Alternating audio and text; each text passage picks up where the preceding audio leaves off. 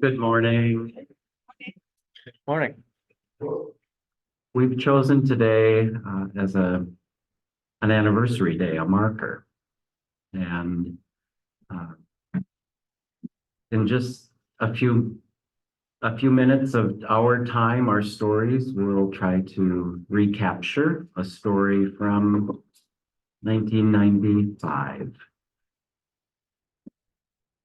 And indeed, on this morning, a children's program was being held across the street, and we were without a building. I'm Dan Swenson-Klatt, member here since 1985, so I've been here 10 years. And today we'll have a few of us, and there are others scattered around who were also present as members at Our Saviour's at that time. We'll try to tell a little of the story of the fire that took this building down and gave it a rebirth. We've been asked to do this as well to think about what else is happening on our site as we think about reshaping what's going on around us. And it's, we hope that what our stories might help us think about is how this congregation, its building, and who we are has been transformed by fire. And another transformation may be coming. We don't know what shape that'll be in, but transformation is possible here. That's our story. We're going to each share briefly how we first heard and came across the building during the initial day. We'd like to share a little of the conversation that happened that first morning together as a congregation gathering while things were still smoldering here. And then I think we'll have some time as well to talk about the conversation that happened as we began a process of deciding to rebuild something. And for me, I was not one of the first to hear. You'll hear there were people who got calls before I did. I was not the president at the time, so that was fortunate for me. I could get the call at 7 a.m. on a Saturday morning. But it was Pastor Janet making calls. And I believe a phone tree had been put into action. And it was a call that said, please come. Church is on fire. And because we were not going through lots of conversation, that just drew lots of imagery of what that could mean. But it certainly was not the fire I expected when I came up to the corner. I met Faya Babor at that time. Faya arrived the same time I did. Faya had been was a Liberian member here, came from a story of leaving desolation and helping us rebuild here. We had helped rebuild a home for him here and his family, build a home from Habitat for Humanity. And he met me on the corner, and his phrase that will stick with me forever is, I have a shovel and a pail. We will rebuild.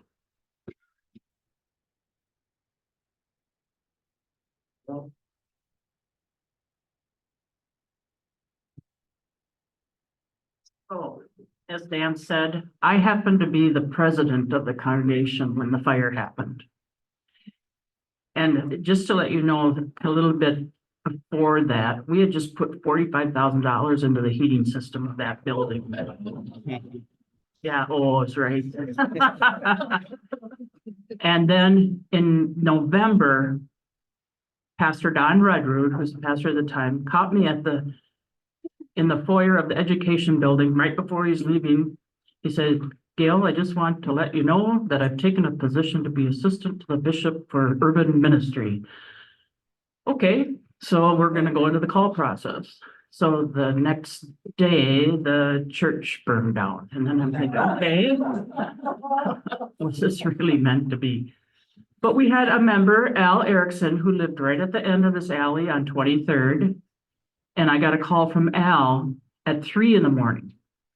He said, Gail, the church is on fire. I said, okay. So I don't get too excited about stuff. So I said, is it under control? I mean, what is the status and things? And he says, yeah, no, it's under control and everything. I said, okay. I got another call at 6 a.m. He said, Gail, you better come down. The church is going down. I said, okay. So I came over and Sheldon and I stood on 24th and looked at it just burned down. So it was an interesting experience.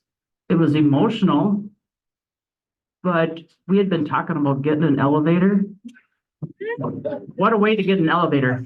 Because we had so many elderly and the church was definitely not ADA acceptable. So, but that's kind of the part of my story. And then that day of the fire, then we gathered everyone, the congregation, and met at Messiah Lutheran, who's our sister congregation that we did things with.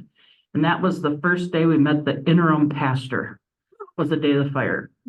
But we were really blessed because Jim Almquist, Pastor Jim Almquist, his specialty was grief counseling. So there you are. It was meant to be.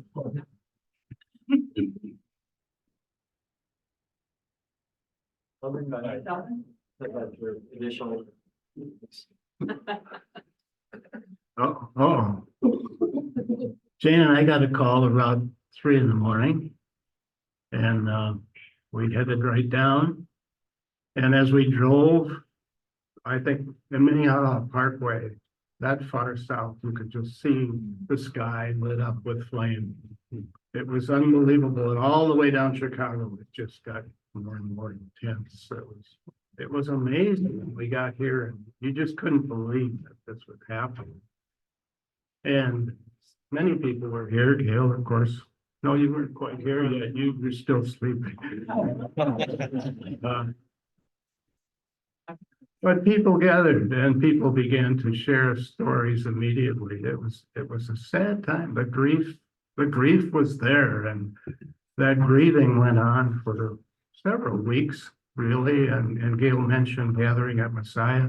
That was just a room full of tears. I'm surprised they didn't have to call someone to pump the water out of the basement of Messiah. But my story that sticks with me so strongly is what happened afterwards. The coming together of the congregation, the coming together of the whole city, the whole state, and beyond the state. We heard from all over the place, people expressing their sorrow, people sending money, places, you couldn't believe were responding with gifts to keep us going. We had nothing, no hymns, no costumes for a Sunday school program. People responded with all of that. We had a Christmas program the next day with costumes provided by different churches. And it's just amazing to me the way people responded to our need. And I shouldn't keep going here. The real focus after that became for ourselves, trying to understand who we are and where we're going and what we're going to become. And all of that dissertation, the conversation, the way the congregation rallied behind that, the way the community, we had Dan to help us try to get through an understanding of who we are and where we're going. And community speakers that he brought in to tell us about what they're doing, what the needs are as they saw it, really helped. It wasn't just, let's rebuild. You know, that certainly was at the back of our mind, but we wanted to know why. Why are we rebuilding? Do we belong here? Is this where we should be about ministry? And that was a long process. And we really kind of zeroed in on doing more with Messiah, becoming a single congregation.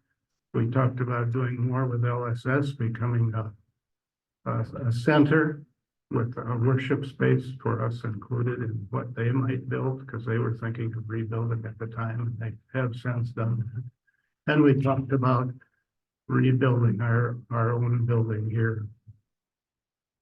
And after many, many moons, that became the decision, and it was the right one. I really feel that the discernment that went on and the conversation and where people were coming from in the neighborhood and in the congregation, that we were needed here.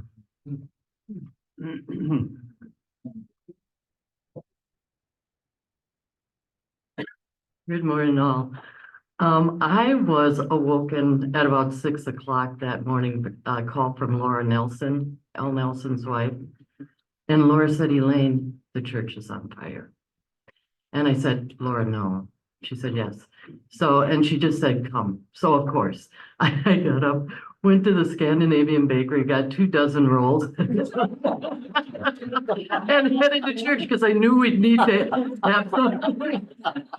I was also one of the Sunday school teachers, and we were supposed to have practice that Saturday morning. And of course, we didn't have practice. And we met in Messiah's basement. And I remember the question was asked, do we have the Christmas program? And the kids said, yes. The kids' voice said, we are doing this.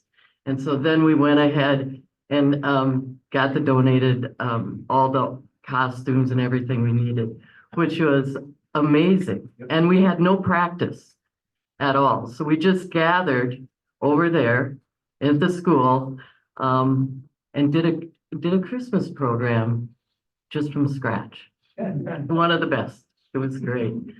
As far as part of the process, for me, I think what was so nice is that we took the time and we took the effort, because we brought in, I remember bringing in an artist from Washington, from the state of Washington, who helped us discern our values and discern how we take those values and put them into a building. And then we met with our architect, with Codette. And he also had done so many churches, including the church that I live by, Corpus Christi in Roseville. So I'd go there and take a look at how he had done that sanctuary, and also envisioned if he could work with us, and he did. And I remember with Amy talking about who we hire to do this church better have women and people of color helping to do our work here. I mean, our values were interwoven throughout the whole process.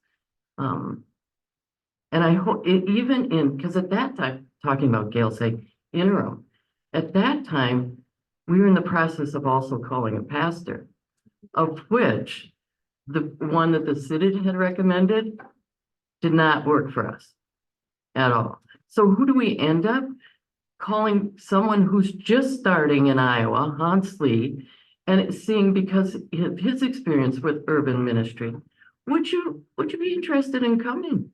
And he was. I mean, he'd only been there a year. I mean, it's like I mean, it was a big process from all over. And we took our time. And we took our time. And we listened, and we discerned, and we heard what the Spirit was calling us to do. And that was what was cool.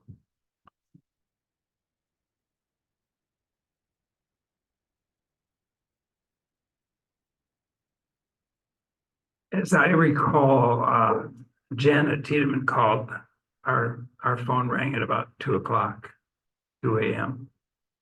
And she told us about the fire, and we came over, and it was probably got here by 3 or 3:30 or something like that. And wow, a lot of people out here on the street. And the church by that time looked about the way it is in the picture. It was gone. And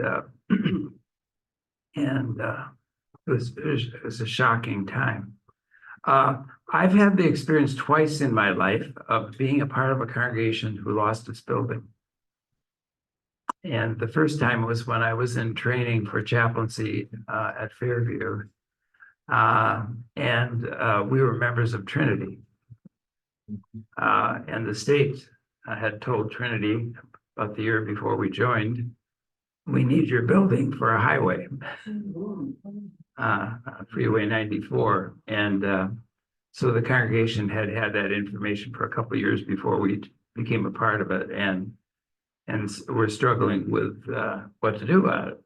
And they had finally, over the period of about a year that we were there, they were considering 4 possibilities. And one was to disband. One was to join with a neighboring congregation, like we talked about here, with Messiah, and that was Bethany on Franklin, a neighboring congregation that had been fighting. They had been in one of the theological wars of the earlier period, created 2 separate congregations. But they were both out of the Norwegian bunch. Third possibility was to find some land, move out a ways, and rebuild. And the third was to do to create something on some land that they had purchased from Fairview on Riverside Avenue. And once they got out of the church, I remember the Sunday, their last Sunday was a Pentecost Sunday. And they came out of the church with the trumpets from Augsburg College and playing and singing praise to the Lord, the Almighty, the King of creation. I'll never forget it. And we walked all the way across Riverside Avenue into the Presbyterian Church where we were renting space. That was chapter 1. And one of the things that I think about it, the learnings of these 2 experiences is the church is not, in the end, the church is not building. The church is people. And when I think of that principle here, the church was first that night, the people standing out on the street. The church was a call from Bishop Olson to Pastor Jim Almquist. We didn't have a senior pastor when the church burned down. One had left and the other had not, the new one hadn't come yet. But the bishop woke up the Jim Almquist and said, Jim, your church is burning down. You need to get down there. And Jim was out there on the street with us. And Janet Tiedemann as well. And I was thinking about the time over at Messiah and all of the grieving and the conversations and the energy. And I think about the fact that by the next morning, there was a Christmas program, just like there's going to be here today across the street. And all of the stuff that was going to be used, all the things they were going to wear and everything, they were all burned up in the fire. But there were here, I think it was Prince of Peace, but I could be wrong. Yes. No, it was Normandale. Oh, Normandale provided all the costumes for the Christmas program. And so between the time of the fire and everything disappearing and 10 o'clock in the morning the next day, there was a Christmas program. The church's people. The church is the energy of the people. The church is the dreaming of the people. And then there's another. I read over Janet Tiedemann's oral history last night, and one of the comments is quite amazing. The following Sunday, 7 days later, we were at Lutheran Social Service, and we had new worship space, and by a week later, the offices had been set up, and Jim Almquist came in as our interim pastor, and we kind of went forward. But Janet made one comment that that the first Sunday we had worship at Lutheran Social Service, there was a group of people there that hadn't been there for maybe for many, many years, she said. And they were sitting in the front row. There were about 7, 8, 9 of them. And it was the elders of the people who couldn't make it up the steps of the old church. And she said they were in church every Sunday from that day until they died, because we had a handicapped accessible space. And guess what? We have a handicapped accessible space. Church is people. It's energy. It's doing it together. So back in 95, I don't know if it was October or November, I joined the church. Pastor Don left and it burned down. It wasn't a good sign. And then on top of that, I thought, no building, it'll be real easy. I'll chair the property committee. Wrong, absolutely wrong. I mean, it was working with LSS, it was working with other people. There was a lot going on. But one thing, well, the actual day, Nancy and I work in IT. The phone ringing at odd hours is not an unusual thing. The phone rings, it's right next to me. I pick it up. I'm pretty sure it was Pastor Janet. Jim, the church is on fire. Nancy needs to be there. It was my mom. Oh, it was your mom? Oh, okay. And so off we went. We barely got out of the driveway. We live in Golden Valley by the Byerlys. You could see the sky glowing. Wow. And it just got worse and worse and worse. And I can remember standing across the street and still feeling the heat, and the building was relatively under control, but it was just that immense. And the structure was still standing, but the grout was so damaged it had to be taken down. We couldn't remodel, we had to rebuild. But the another part of the Christmas play, and I don't know however many years it's been that I've seen them. Nancy's mother, Betty, always worked in the office, always had a bulletin, took it home. She had the only copy of the Christmas play. And so we had a paper thing to start with on that Sunday. So going forward, working with LSS, they were absolutely wonderful, gave us plenty of time. We were in a cramped worship space, but it was lively. We did a lot of stuff. Did Jim live by us at that time? Okay, Jim Almquist lived right around the corner from us, and that was kind of another serendipitous thing where, yeah. And then it was the taking the time and the discernment, and yes, did we want to buy the bakery?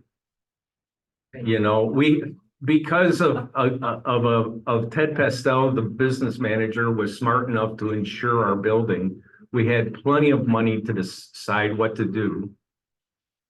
You know, when we had the time, do we buy that? Do we merge with somebody else? And it got down to, we kept on listening to people. And what I remember is our librarians members continually saying, why would you move? You're on holy ground. So that's why we're here. And then there's all sorts of stories. I've gone to many congregations. I'm always leery of going into a congregation that I've never been to before. So I always look for an exit before I go in. So if I don't like what's going on, I can bolt. You can see what's going on. The sidewalk walks right through the building. It's open. Here we are. Come on in, be comfortable. Tell them what Dan said about Horizon. Yeah, well, I'll let Dan talk about the horizon, but and our elders who showed up, they were always engaged, and it really helped what we have here now. It was, it's a heck of a way to get rid of the stairs. It's a great way to get an elevator, all sorts of things like that. But it was everybody working together, giving their input, everybody accepting the input and listening to what was going on that got us, 5 years through the process? Probably 3 years of discernment and 2 years of building. And summer worships on the space with tents because it was a flat surface for a couple years. Different things like that. So, Dan?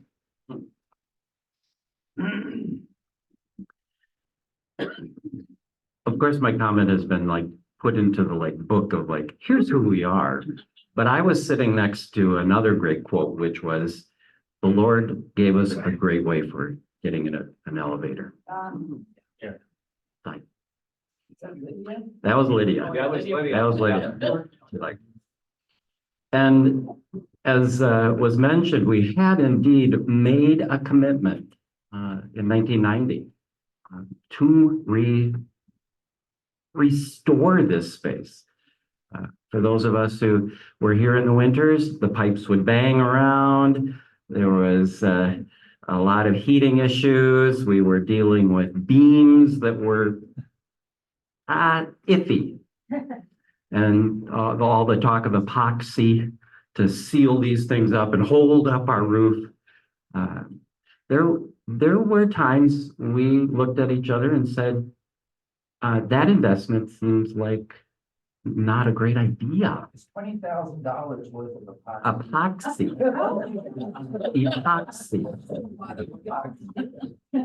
And maybe scaffolding too to get there. But we had reached a point where we wanted this building to be our building, and we were going to stay. We're going to stay here, even if we were a dwindling, aging congregation. And $90,000 was a big number to us in 1990. And yes, there were renovations going on. There was heating system being updated, and we were feeling so good about this new space. And there was new electrical work going in for security cameras. And we were making our shelter's gym space a little more comfortable. The night before was a dinner for council members and some folks who were being honored for their leadership and service. It was a youth group gift to provide a meal. I was in that kitchen the night before with a group of teenagers making pasta. We served that meal in a way that felt like we had committed to a future with a young adult group that was growing. This is a new thing for Our Saviours too. And when we heard, yes, the kids are like, we're going to do a program. We're doing church. It was their voice too. They were part of why we were staying. And yes, I had memories of waking up in the morning and thinking, what oven did I leave on? Did we not turn off the burners? What, could it have been our kitchen and eventually, I think we did trace it to some electrical wiring, but that last meal, and there was the kids and us, a supper. And we walked out of there not thinking that the next morning we would come back that way. The beauty of being in that little basement room at Messiah, as a group, yes, there were tears. Yes, there was worry about the next day, but also about a future for us. Questions right away about, like, can we save the stained glass windows that were still possibly, hanging in there? Was there anything we could get out of this building? Could we rebuild? Are we gonna, we're gonna keep that structure. Those were all going through our minds that first morning. And if anything has created this vision, it was just a recognition that, yes, without that towering Gothic set of walls, without the walls, we have a horizon. And my sense of what a flat space would look like here was built on the, not of going up those steps all the time. We wanted something that was accessible. This gave us the option to do it. It also became a way of saying to ourselves, if we are giving something up that we dearly loved, how would we go through the process of letting go? 1995 through 1998 was a turning point for many of us in this congregation about learning to grieve, learning to live with loss, learning to have kind of a new way of imagining ourselves. And I really think about the elders who were with us, who had lived in those buildings for so many years.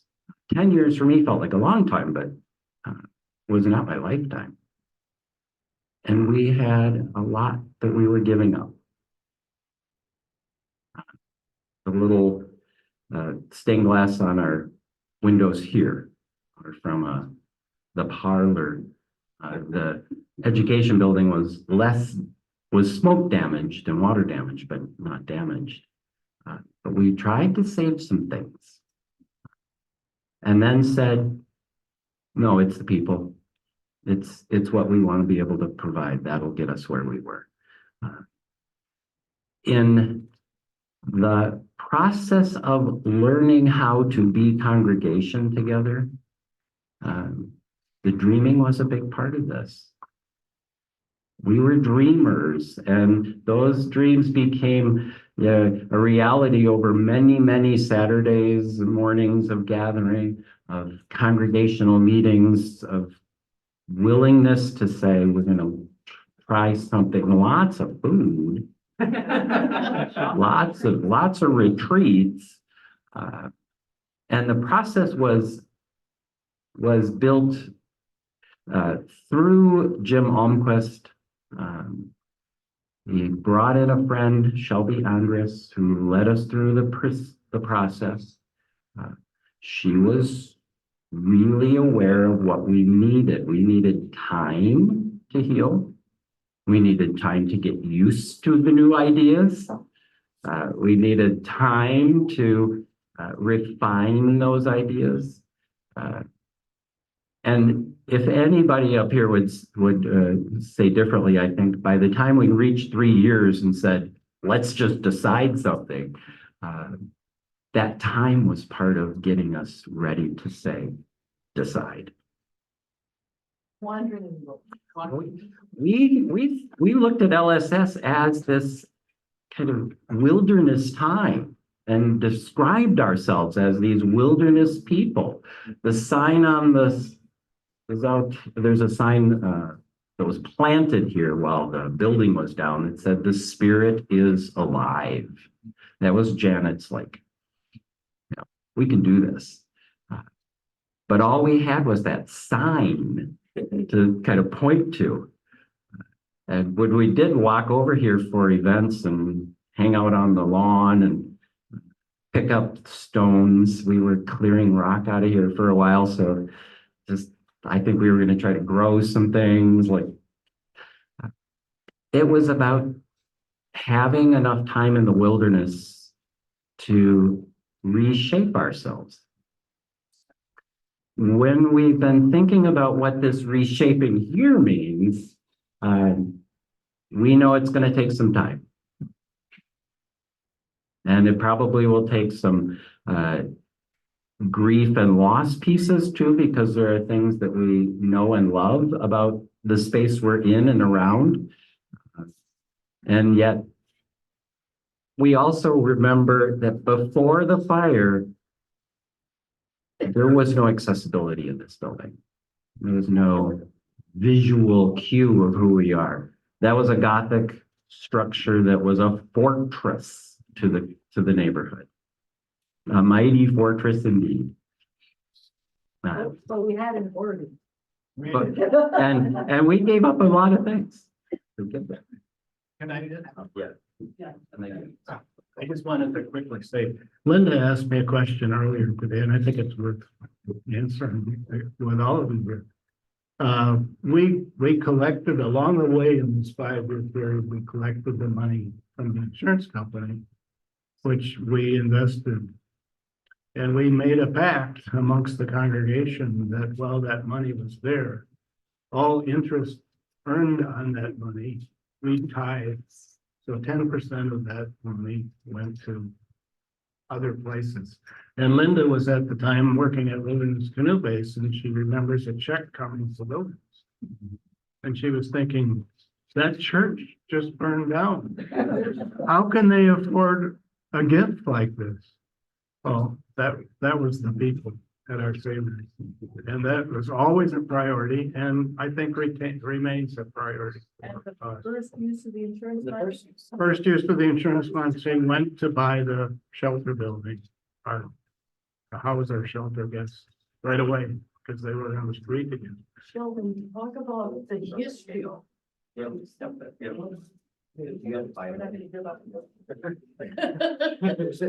Okay, so we were also not just the church, we had three big programs that the church ran under our umbrella. One was the housing program that had started, and the residents slept in the old gym that was downstairs. It was nasty. Yeah, and then there was also the English Learning Center was also going on. And then there was also the Kaleidoscope, the kids' joint program with Messiah.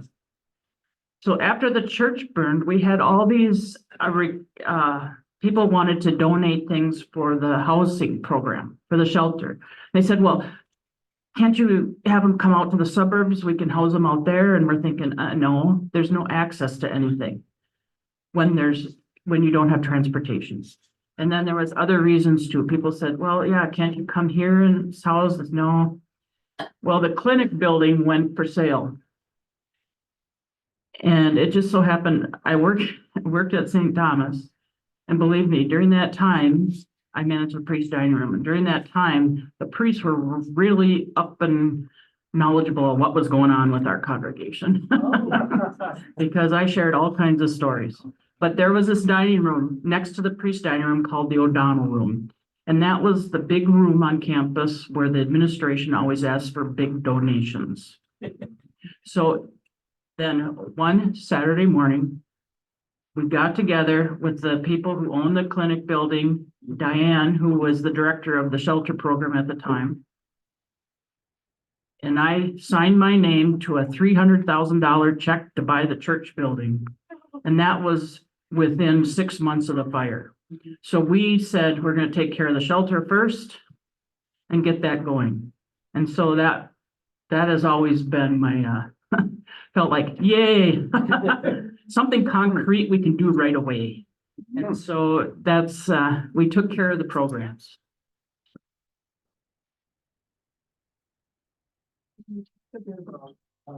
Yeah, and just change in the policy so that we would have the financial. And then we were one of the first fires in a host of fires. In a host of fires. Well, maybe go ahead, go then. Because Because I had been church president before then, and then got myself out and took on strategic planning instead. Well, what to me was so amazing and a piece of grace was that Ted was our business administrator at the time, and he had just reviewed before the fire our insurance policies and had made a decision, a recommendation to switch. If we had not had that switch that Ted had done, we would not have had the, what, 1, 2, 3 million to be able to consider rebuilding. The other, yeah, because of the policies. The other thing that year, there were a host of church fires to the point that insurance companies could not honor their agreements to pay congregations. Fortunately, we were one of the first churches to go have a fire. But without that, that really gave us a financial pathway to really imagine. I don't know how we would have done it without that. And for Ted to have the wherewithal to think, maybe I should review this was, oh my gosh, talk about a gift from God. It has been said that at the time we were an urban congregation with many partners, primarily giving funding so our programming could happen.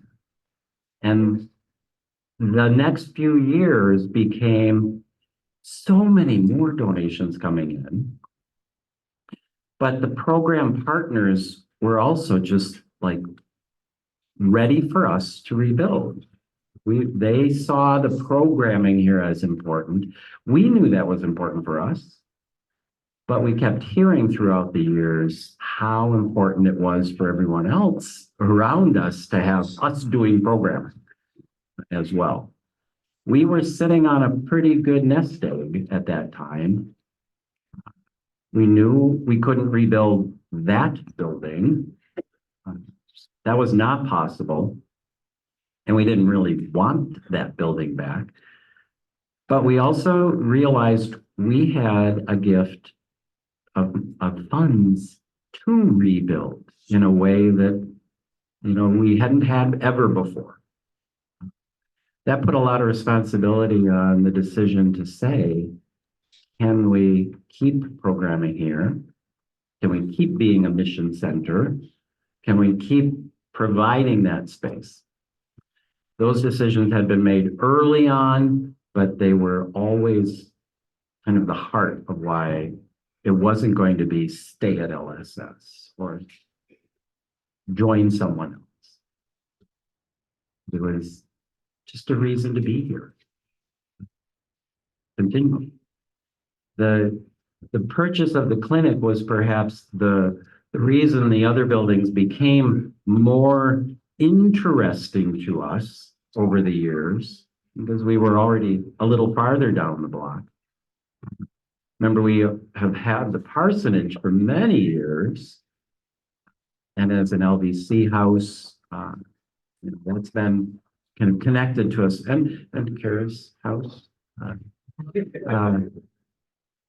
But to have a building on this space, and for those of us who remember the emptiness of this lot, it's sometimes hard to remember where you were standing in the old building, but you say we're kind of in the parlor when we're over here. This space has, as the librarians would to say, holy ground for us. And in our new learnings about land and space, thank you, Paul.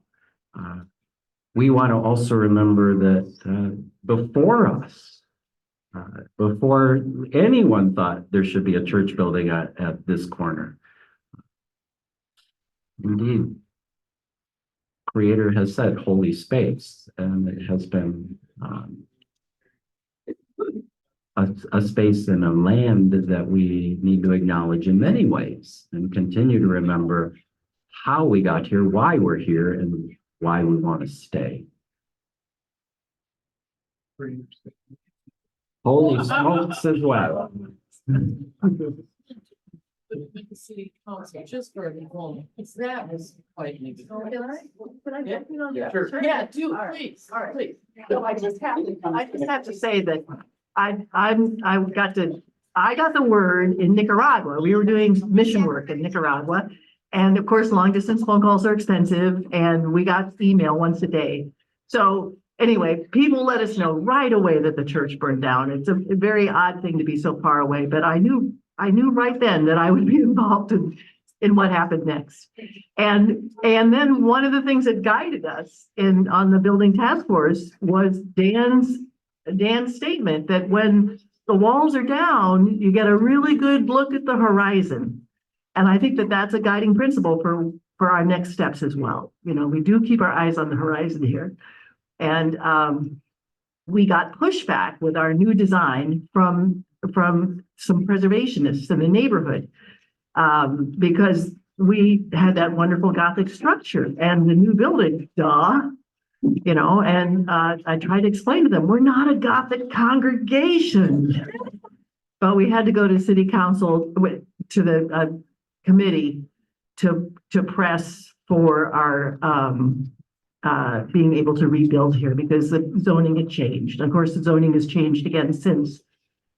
And but I did find the Christmas program from the year after. So this was the first year after the fire. And we were still in LSS, but we wrote the encounter with the burning building into the Christmas program. And things like, did God burn up in the fire that destroyed our church building last year? And of course, we had a big chant. No. Will the Our Saviour's congregation continue God's ministry in this neighborhood? Yes. So, and we reenacted at the beginning of our program that little scene where with Pastor Janet, Lynn Berman, Betty Nygaard, Normandale Church, Prince of Peace, all those parts bringing it together, and the shepherds passed the burnt building on their way, and then of course the wise men passed the burnt building on their way and talked about it. So I'll leave this here for others to see. Was that good enough? There are photos and more archival information. We're realizing we also have video that is pretty telling of the initial response from both congregation and the city. It was on news at the time. We'll try to make a lot of that available as well to just kind of hold that in our hearts. And again, we were asked to present today to think about how this might impact what we're thinking about for our larger campus and how, although we have no plans for any fires, there are ways in which we always say transformation comes in lots of different ways. And when we reach that time when we're ready for transformation, let's honor it with the same spirit that was alive at that time too. Yeah, I think this would be a good moment to report out that the Joint Property Committee of OSCS and our Saviour's Congregation are planning to launch a couple of further steps in January to bring us closer to deciding what to do with our campus. And it was interesting to be reminded that 3 years transpired from the fire to the decision point of what to do next. I want to say that it was 3 years ago that Pastor Lori Eaton retired, and her closing remarks included that something should be done about this campus because it's not good being slumlords with falling down buildings. And our Joint Property Committee has made plans to hold a day-long retreat here first Saturday in March. Our prayerful hope is that our two organizations will feel ready by then to make some significant decisions about what the design of our new campus should be. To get us from where we are now to March 2nd, we're going to hold a couple of things in January. every Wednesday night in January, we're gonna have a property development study group that'll meet, in conjunction with the Wednesday night supper and a little more time beyond that to review some resource materials. And thank you, Mike, for being here, and Pastor Martha have identified to help the congregation discern their way through the many possibilities. And on Sunday mornings, every other week, starting the Sunday after New Year's, January 7th, until February 4th, we'll have forums of this time on Sunday morning to talk through some aspects of it. So please join in the extent that you like. We realize that not everybody in the congregation wants to think property redevelopment all the time, but you know, some of you may wish to dive deeper into this, and those would be important opportunities. Thank you for joining us today. The choir will be singing, and we are going to have a Christmas program. May new life be with us all.